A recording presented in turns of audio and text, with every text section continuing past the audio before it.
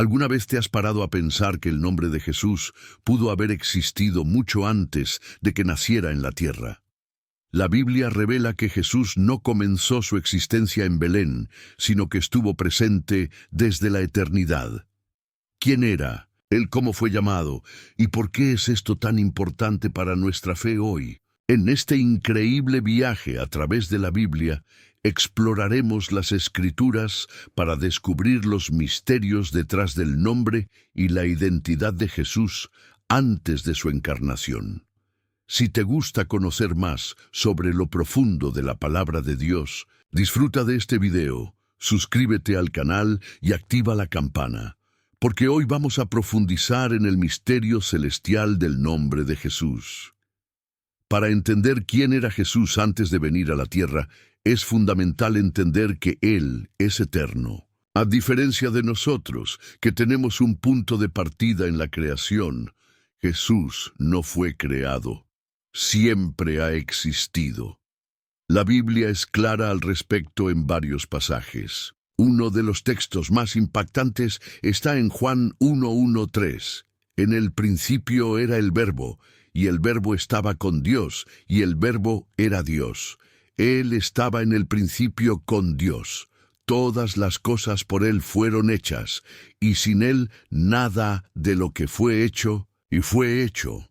Aquí el apóstol Juan declara que Jesús, como Verbo, ya estaba presente en el principio antes de la creación del mundo. Se le describe como el que creó todas las cosas, lo que demuestra que es eterno y no una criatura.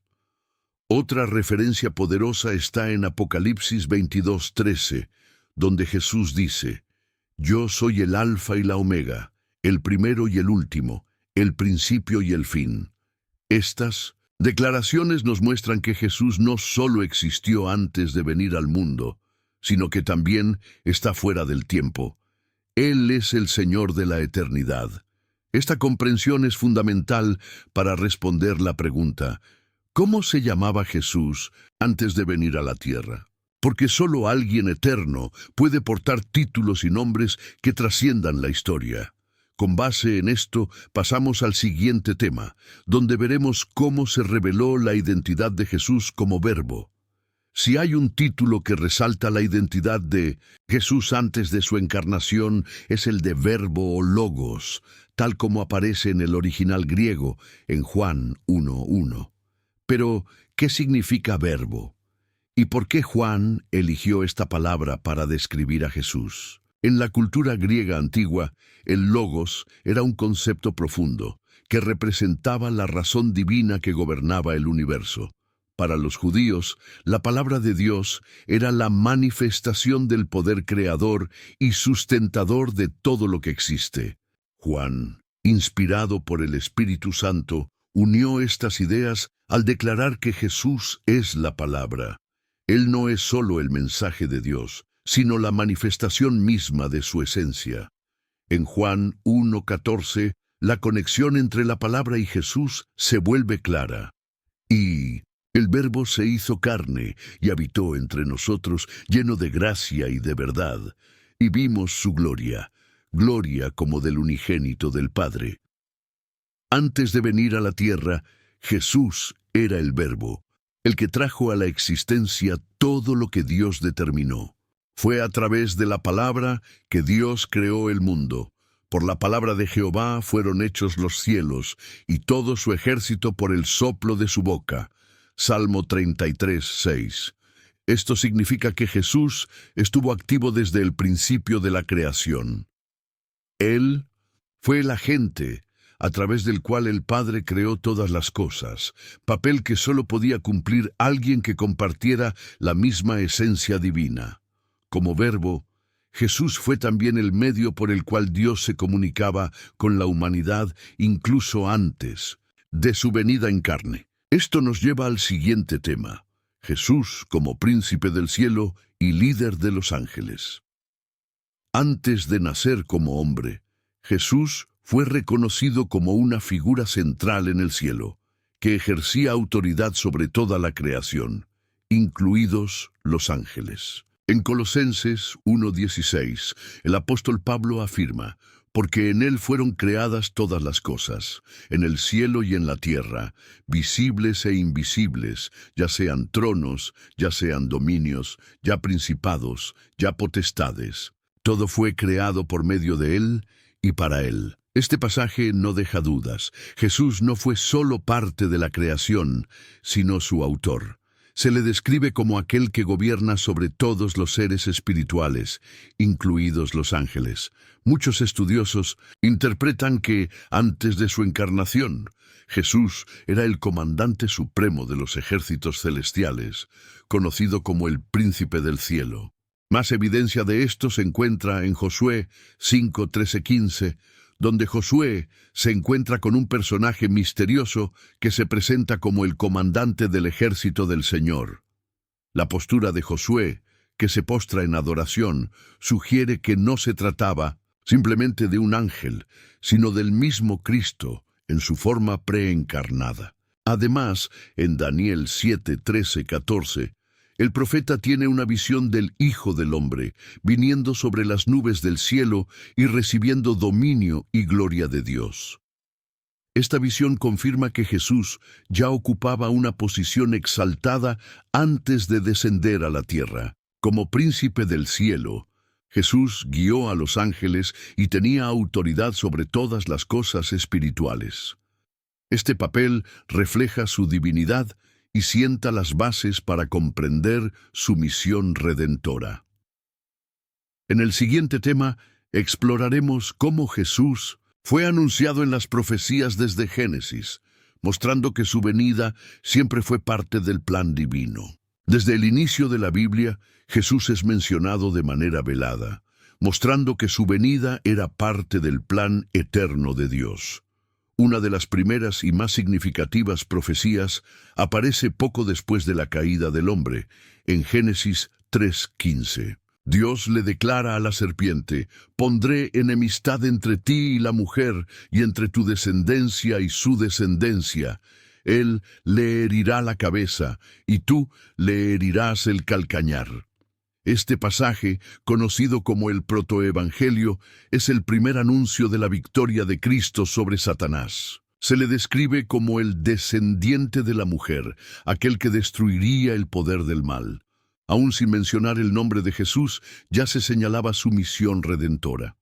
Otra profecía crucial está en Isaías 9:6, que describe al Mesías con títulos majestuosos, porque un niño nos es nacido, hijo nos es dado, y el principado sobre su hombro. Y será llamado Admirable Consejero, Dios Fuerte, Padre Eterno, Príncipe de Paz.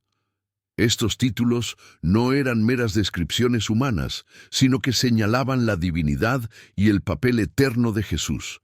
Se le llama Dios Poderoso y Padre Eterno, demostrando que su identidad trasciende la de un hombre simple. Además, en Miqueas 5:2 encontramos otra profecía sorprendente. «Pero tú, Belén Efrata, aunque eres pequeña entre los millares de Judá, de ti saldrá uno que gobernará en Israel, cuyos orígenes son desde la antigüedad, desde los días de la eternidad». Este texto no solo predice el lugar del nacimiento de Jesús, sino que también confirma su existencia desde la eternidad.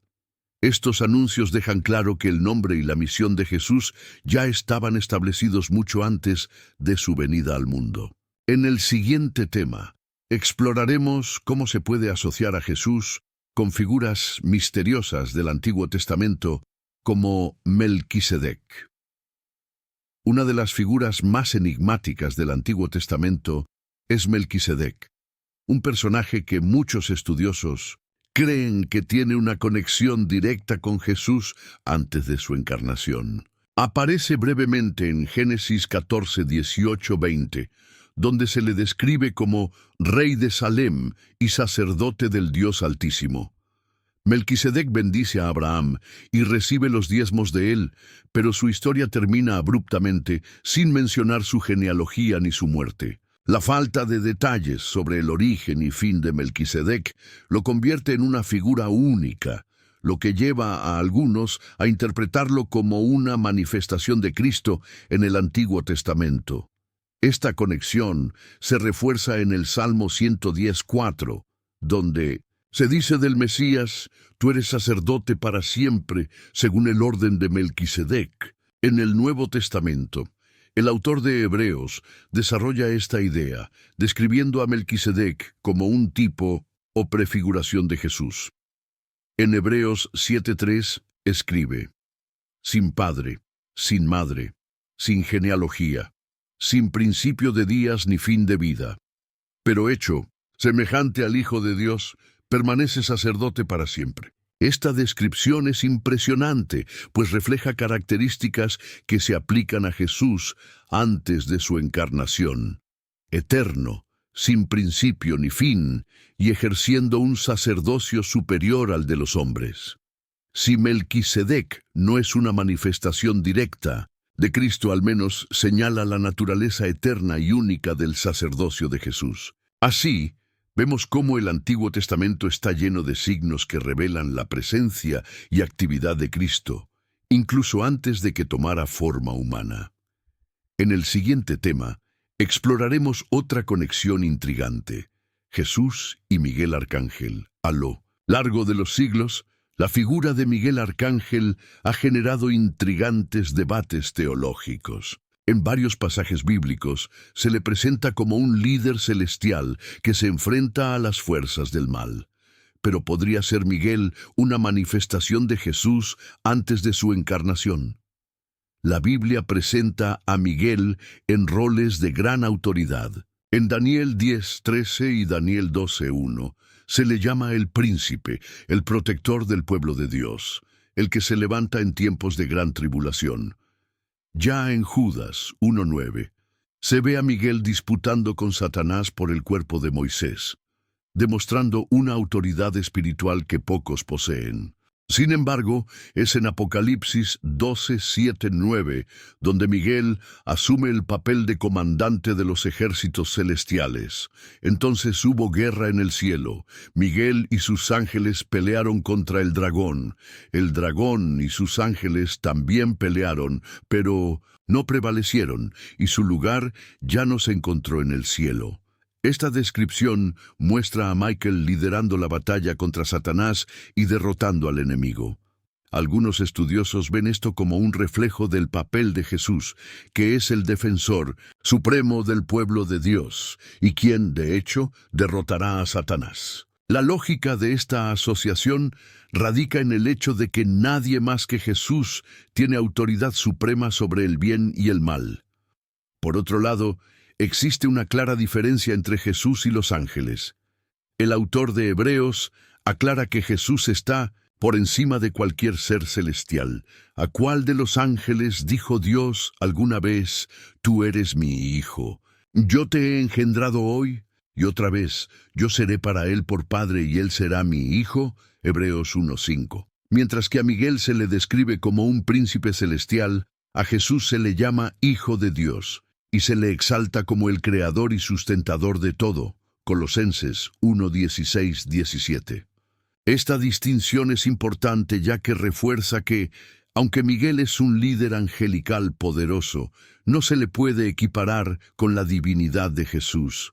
Así, aunque algunas tradiciones cristianas interpretan a Miguel como un título simbólico de Cristo en acción, la Biblia deja claro que Jesús se encuentra en una posición única e incomparable. Él no es solo un líder celestial, sino Dios mismo encarnado. En el siguiente tema, exploraremos el misterio de un nombre de Jesús que solo el cielo conoce, como se revela en Apocalipsis 19. Entre las muchas descripciones de Jesús en la Biblia, una de las más misteriosas aparece en Apocalipsis 19:12.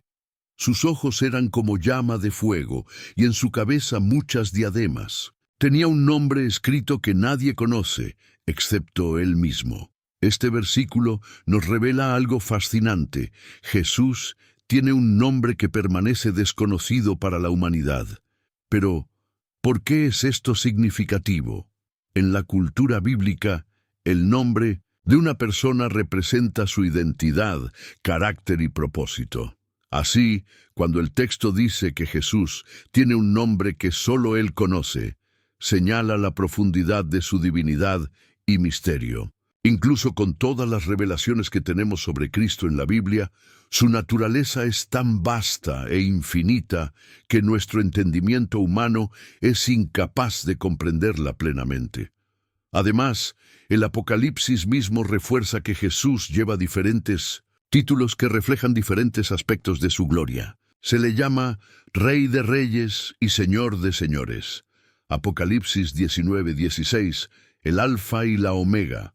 Apocalipsis 22:13, y la Palabra de Dios. Apocalipsis 19:13. Estos títulos describen su soberanía, eternidad y poder creativo, pero el nombre oculto muestra que hay más en él de lo que solo el cielo sabe. Esta idea también nos enseña algo importante. La grandeza de Jesús no puede estar limitada por nuestra comprensión o explicación humana. Él es infinito, y su identidad trasciende cualquier definición. Cuando contemplamos esto, somos llevados a la humildad y la adoración, reconociendo que Cristo es mucho más de lo que podemos imaginar. En el siguiente tema, exploraremos la impresionante transición de Jesús del Verbo eterno al Hijo del Hombre en su encarnación. La transición de Jesús del cielo a la tierra es uno de los mayores misterios de la fe cristiana. El Verbo eterno que estaba con Dios y era Dios, tomó forma humana para habitar entre nosotros. En Juan 1:14 encontramos esta transformación descrita de una manera clara e impactante. Y el Verbo se hizo carne y habitó entre nosotros, lleno de gracia y de verdad, y vimos su gloria, gloria como del unigénito del Padre. Pero ¿qué significa realmente el Verbo se hizo carne? Significa que aquel que estaba por encima del tiempo y del espacio, el creador de todas las cosas, optó por limitarse a las condiciones humanas. Sintió hambre, sed, cansancio y experimentó dolor. Esto no fue una pérdida de su divinidad, sino una demostración incomparable de humildad. Filipenses 2:6-8 describe esta transformación. Aunque era Dios, no consideró que el ser igual a Dios fuera algo a qué aferrarse, sino que se despojó a sí mismo, tomando forma de siervo, hecho semejante a los hombres, y hallándose en forma humana, se humilló a sí mismo, y se hizo obediente hasta la muerte, y muerte de cruz. Jesús tomó la forma de un siervo, convirtiéndose en el Hijo del Hombre, título que utilizó a menudo para sí mismo, señalando su misión como representante de la humanidad. Este título, sin embargo, también refleja su gloria, como se profetiza en Daniel 7:13-14, donde el Hijo del Hombre recibe dominio eterno y un reino que nunca tendrá fin. La encarnación no fue solo un acto de humildad, fue la máxima expresión del amor de Dios por la humanidad. Al hacerse carne, Jesús hizo lo que ningún otro pudo. Vivió una vida perfecta, murió por nuestros pecados y resucitó para darnos vida eterna. En el siguiente tema, concluiremos explorando el impacto transformador del nombre de Jesús en nuestras vidas hoy y siempre. El nombre de Jesús, desde la eternidad hasta su manifestación en la tierra, conlleva un poder único y transformador. Él no es solo un nombre entre muchos, es el nombre que está sobre todo nombre, como declara Pablo en Filipenses 2:9-11. Por eso Dios lo exaltó hasta lo sumo y le dio el nombre que está sobre todo nombre, para que al nombre de Jesús se doble toda rodilla en el cielo y en la tierra y debajo de la tierra, y toda lengua confiese que Jesucristo es Señor, para gloria de Dios Padre. Antes de su encarnación, Él era el Verbo eterno, el creador del universo y el líder de los ejércitos celestiales. Al tomar forma humana, Él no perdió su divinidad, sino que se convirtió en un ejemplo perfecto de humildad y obediencia para que pudiéramos tener acceso a la salvación. El impacto de su nombre no es solo teológico, es profundamente personal. Cuando invocamos el nombre de Jesús, encontramos esperanza, paz y salvación. Su nombre es un ancla en tiempos de crisis, una luz en la oscuridad y una promesa de victoria sobre el pecado y la muerte. Al reflexionar sobre el significado del nombre de Jesús antes y después de su venida a la tierra, tenemos el desafío de confiar plenamente en Él. No es solo una figura histórica o un maestro. Él es el Salvador, el Señor, el Alfa y la Omega, el que era, el que es y el que ha de venir. Y ahora pregunto, ¿el nombre de Jesús ha transformado tu vida? Si aún no, ahora es el momento perfecto para buscarlo y experimentar el poder de este nombre eterno en tu viaje. Si este video te tocó el corazón, dale me gusta, compártelo con tus amigos y suscríbete al canal. Llevemos juntos este poderoso mensaje al mundo.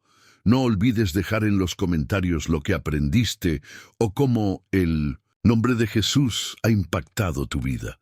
Nos vemos en el próximo video y que Dios bendiga su viaje.